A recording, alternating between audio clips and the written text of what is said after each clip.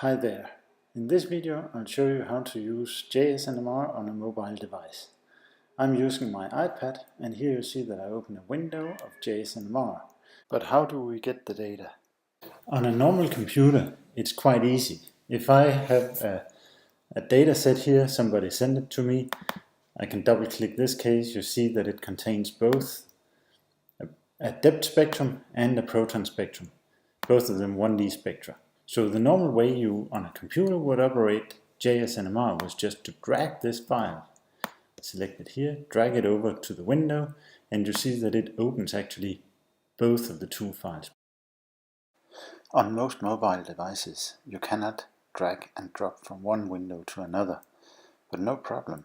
In this case you just forward your experimental data to spec@jsnmr.net. Please note that you need to register your email before using this feature.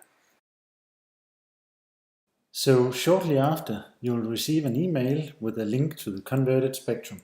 Now this link points to a jsNMR spectrum of the datasets that you sent. And in this case it's actually both a depth and a proton spectrum. We have now selected the proton spectrum, as you can see, and for now I'll just delete the depth spectrum. So I'll highlight the depth spectrum by clicking up here in the corner, and then I'll press the delete button. So now we only have the proton spectrum left. I'll just click the full screen and then you have the spectrum here. I want to do some integration of the peaks here, so I'll just, again with a finger, drag it over the peaks that I want to integrate, and you see that you actually get nice integrals in these cases. Okay, that demonstrated some of the basic features of jsNMR. I want to demonstrate phasing. So for this purpose I want to move back to the depth spectrum that I showed in the beginning. As you see in this picture here, the depth spectrum is not correctly phased. Okay, so first I'll just delete the proton spectrum by hitting the delete button. Then I will always start out from the right hand side and face the rightmost peak, so it's positive. I expect that to be a CH3. And since we have a depth 135 spectrum here, we expect that to be positive. So I'll click the face button and then I'll just move up and down with one finger on the screen until I find the rightmost peak phased to the correct value. Now this was only a zero order phase shift, but doing a first order phase shift is more tricky, and that requires two finger operation.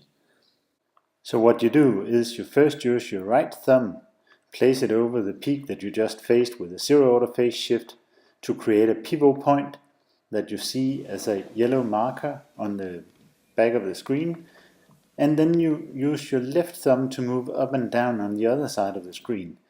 That creates a first order phase shift, as you see on the video here. So you can move up and down several times until you reach the correct first order phase values, as you see here on the screen right now. That was a short demonstration on how I typically use jsNMR on my iPad or mobile phone. Please don't hesitate to visit our website if you want more information. Thank you.